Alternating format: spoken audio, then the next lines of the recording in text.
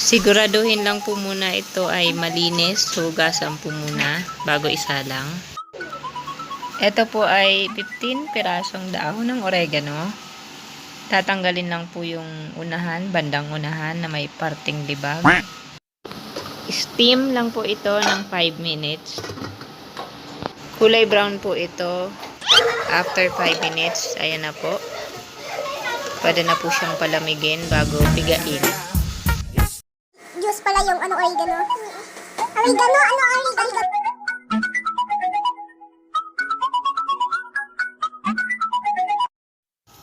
At ito na po ang finished product.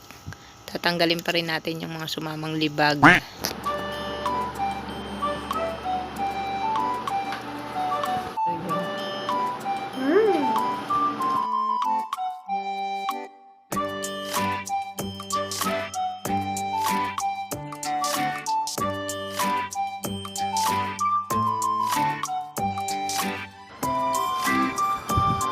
Yay!